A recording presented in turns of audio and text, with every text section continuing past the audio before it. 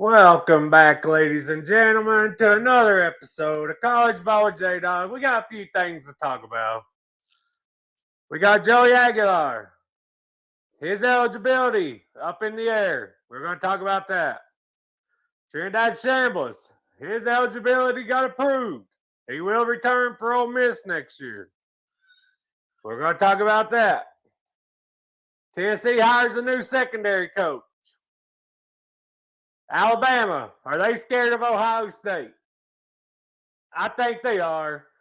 The NCAA, do they just randomly pick who gets extra years and who don't? Nobody knows. We're going to talk about it all. If you hear the baby screaming in the background, she's having a good time. Also, reminder for March Madness, we're going to do a bracket on the channel.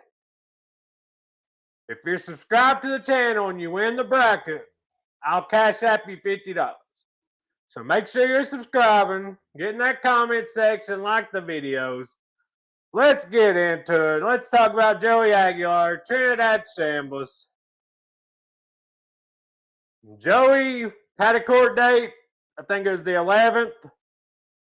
Judge said, yeah, well, I don't know yet. NCAA talked. Tennessee talked. Judge made no ruling, reset the court date. Is that good for Tennessee? Is that bad?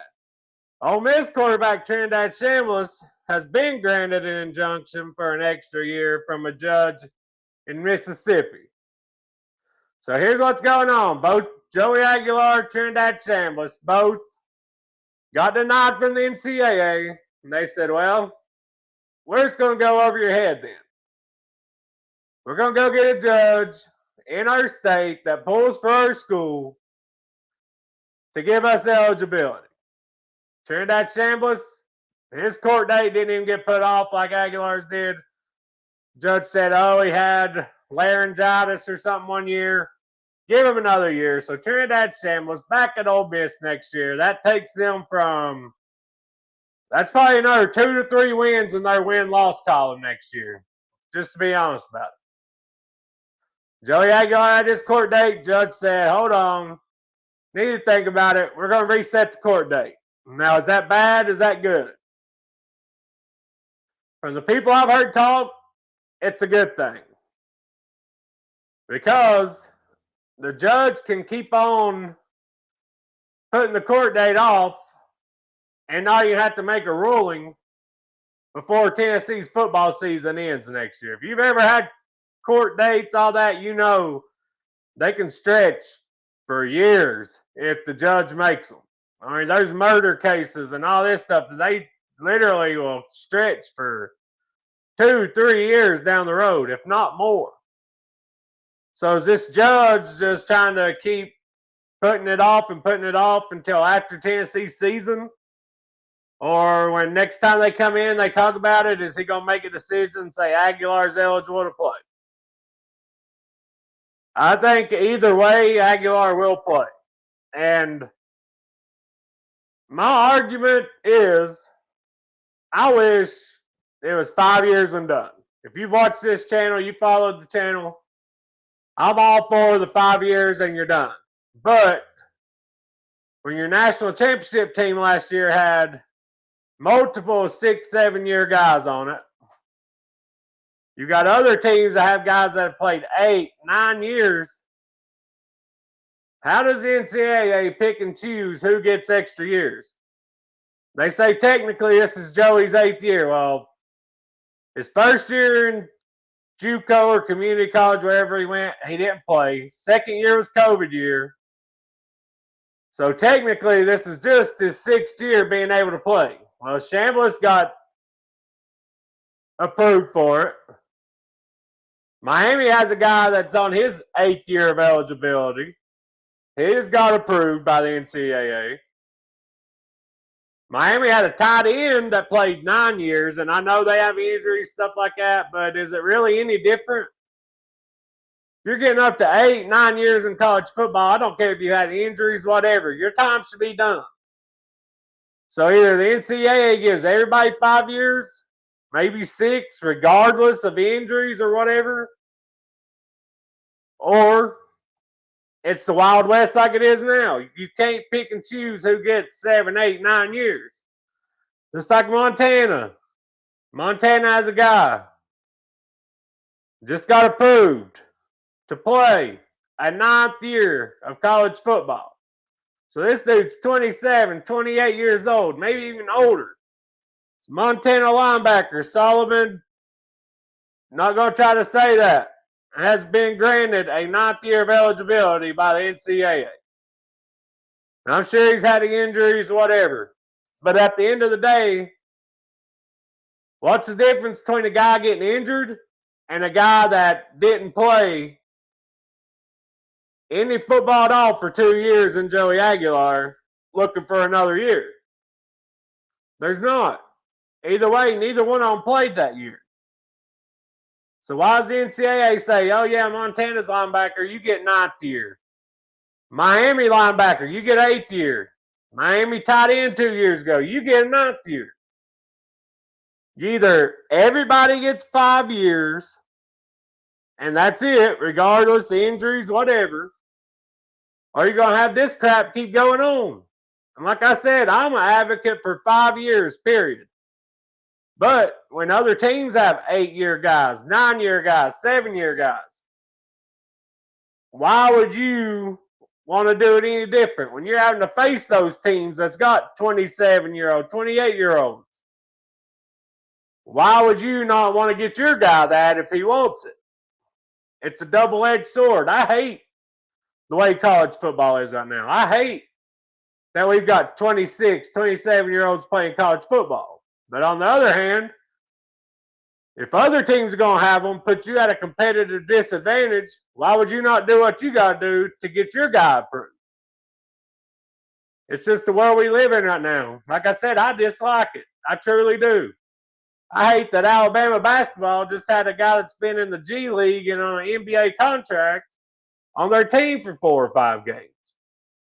I hate that a guy that's played in 10 NBA games is visiting colleges right now trying to go back to college.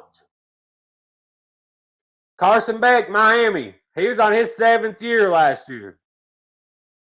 Literally at the national title game, he was at a press conference. They asked him, oh, are you missing classes for this? He said, I graduated 2 or 3 years ago. I've just been living on a college campus, taking it easy, making millions of dollars. So the rules have to apply for all or they apply for none. The NCAA, oh, Tennessee, you're better than this. Joey Aguilar, you're better than this. Why do we have to be better than that? When Ole Miss has went over your head, Alabama goes over your head, Miami has 7, 8-year guys, 9-year guy a couple of years ago, Montana gets a 9-year guy. Don't pick and choose who gets it and stick to your own rules. Either give them 5 years, 4 years plus a red shirt, or you open Pandora's box, and that's what we're going through right now. I said, do I agree with it? No. I hate it. But you either join in or you get left behind. You've seen what it can do for a team. Indiana had 6, 7, 5-year seniors on their team. Their whole team was made up of it, and they just won a national title. So at the end of the day, you got grown men playing against kids, 18, 19, 20 years old. The grown men are going to win out most of the time. So till the NCAA steps up, has a set of nuts, and only gives 5 years to everybody, and they go ahead and go do collective bargaining to where they can enforce rules, this is what you get. They went from being too strict to being too relaxed, and look what it's got them. Went from having a sport that was everybody loved, there's rules, there's regulations. You knew for a fact, 5 years, that's it. Maybe a guy gets a medical red shirt on the occasion. Now you got 7, 8, 9-year guys playing. You got guys suing to come back, not want to go to the NFL, because they can make $7 million in college football, which would be more than they'd make in their NFL contract in 2 or 3 years. We got to get some integrity back in college sports. Until they do, it's the Wild West, and you do what you got to do to compete. Is it sad? Absolutely. I hate it. But I'm all in on it, y'all. I'm all in on Joey Aguilar being Tennessee's quarterback next year. It's not that I don't think we can win with George McIntyre or Ryan Staub or Faison Brandon. If we can have Joey Aguilar back, a second year in Josh Heupel's offense, that's a playoff team. So I'm all in. You gave Chambliss. Chambliss got another year. The NCAA needs to step up, fix their mistakes, and get some collective bargaining. They're calling for Congress. How about you just do what all these athletic directors and everybody's already said and get a collective bargaining agreement going? But people say, oh, well, the players won't agree to it. Players don't have a choice. They'll go find players that will. You can't go to the NFL unless you've been in college for 3 years. So those players either have to agree to it or not go pro. It's really that simple. All right, y'all. That's enough for hemming on about that. Tennessee has hired their new secondary coach. Took him from Virginia Tech. Tennessee has hired Derek Jones from Virginia Tech to be the new cornerbacks coach. Jones coached cornerbacks at Virginia Tech from 2022 to 2025 and has experience with new DC Jim Knowles, where the two worked together at Duke from 2010 to 2017. Veteran addition to the Vols staff. Now, I don't know as much about this guy as I did the guy from Ohio State, but he seems to be well respected, highly thought of. He's worked with Jim Knowles before, so it should be a seamless transition. I don't have a problem with it. I think it's a good hire. I'm not sure if it's as good of a hire as the first one was, but the way Heupel's went about business this offseason and hired the best coaches at every position, I'd say it's a good hire. I have to do more research about it, get back to you. It popped up as I went to make the video. How are y'all feeling about Tennessee staff additions this offseason? Do you think Heupel's done a great job by bringing in the strength coach from Indiana, all the new defensive guys? Do you think it's going to click immediately, or do you think it'll take time? Do you think Heupel has time for it to click, or do you think it needs to click this year? There is no more mulligan years. Last year was his mulligan year. Nico left. Bad injuries on defense. Now that you know that stuff can happen, you go ahead, fix it, be prepared for it. No more 8-5s are going to be accepted from here on out, if you ask me. We went into this season, once Nico left, saying 8-4 regular season would be a pretty good regular season. Then, of course, we looked pretty good against Georgia, a couple other teams, and the fans moved the needle, of course. That's just how it goes in life. So how are y'all feeling about the offseason? Do you think Heupel's hit a home run like I do? Or are you still wait and see, A to F? I'm on a A right now. What's y'all's grade on the offseason? Last but not least, is Alabama afraid of Ohio State? Because the damn sure sitting back from afar, watching how this turns out, it damn sure seems like they are. That's just my opinion. Alabama fans, do y'all think y'all are scared of Ohio State? Because it sure seems like it if you read this. Here's the deal. The series is currently scheduled for September 16, 2027 in Columbus and September 9th, 2028 in Tuscaloosa. And nothing's officially canceled yet. But the noise is real. With talk that Alabama's side is having second thoughts while Ohio State's AD has publicly said the contracts are in place and he plans to honor them.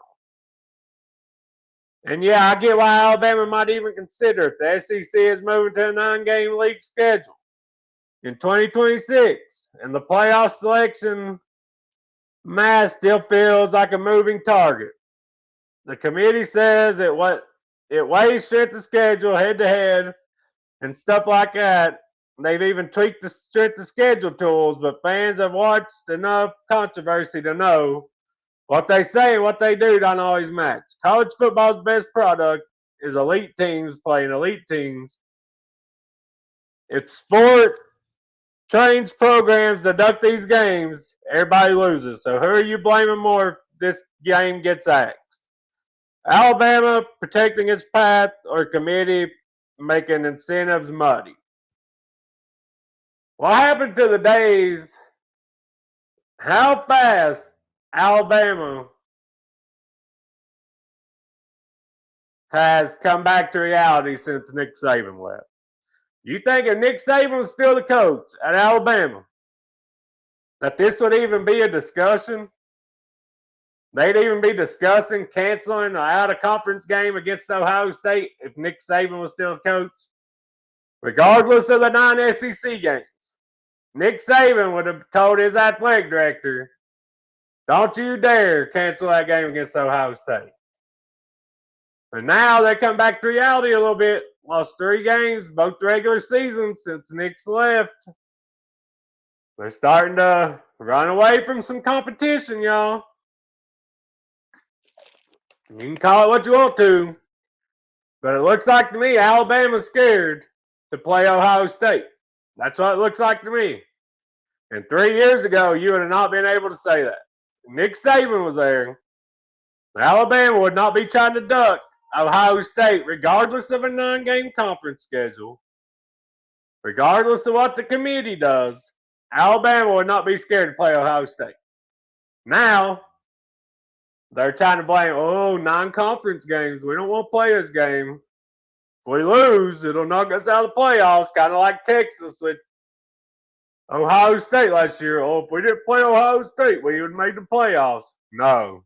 If you'd have beat 4-8 Florida, you'd have made the playoffs. The Ohio State game is what is keeping you in the conversation to make it that you played them so close.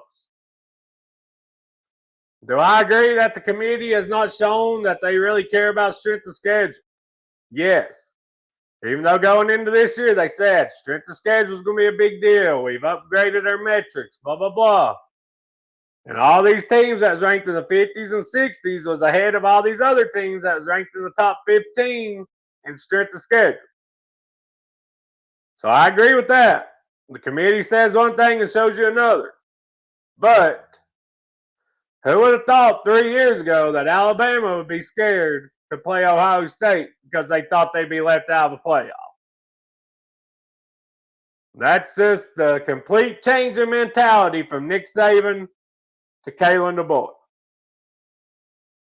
Alabama used to not back down from nobody. Every year they had the big out-of-conference game. And they're still trying to. Now they're trying to back out of them. Loser mentality. And Kalen DeBoer is going into this season on the hot seat. They're going to be top 10 preseason again. If they are not a more physical football team this year, they can lose 4 or 5 games. Kalen DeBoer thinks he's still in the Pac-10, Pac-12. That he can just sling the ball all over the yard and not be able to run the ball. That's not how it works in the SEC. It's a line of scrimmage game. If you're going to win a title, you got to be elite on the offensive line, defensive line. You got to be able to run the football. You got to be able to stop the run and get to the pass.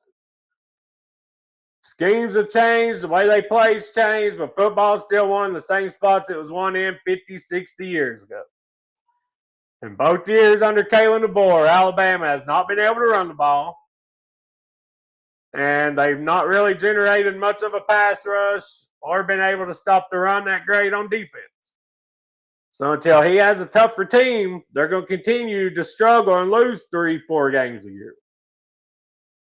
And I think they know that, and that's why they're scared to play Ohio State. And Ohio State's not that physical of a football team either, but their schedule's a little easier, so they get away with it. That's my opinion. Do y'all think Alabama, big bad Alabama, ran the league for 15 to 20 years? Can you believe they're scared to play Ohio State? I never thought I'd see the day that Alabama was backing down out of conference games because they was afraid they'd knock them out of the playoffs. The mindset is crazy from the Nick Saban era to now. Saban was there. Saban was scheduled 12 games against big dogs if he could because they wasn't scared of nobody. They thought they could beat everybody. Now they're talking like they don't think they can beat Ohio State. It's crazy. Things change quick, y'all. In the words of Tracy Lawrence, they got who it is. The only thing that stays the same is everything changes, y'all. Y'all give me your thoughts in the comments section on all the topics of the video. I always comment back. Love to go back and forth with y'all. Hope y'all had a great week, great Sunday. Make sure you subscribe to the channel so when March Madness rolls around, you have a chance to steal $50 from me. It works out for both of us. You might make a little money, helps my channel grow. Thank y'all as always. Do that YouTube stuff on the way out. Subscribe, like, share, comment, all that good stuff. God bless and go Vols.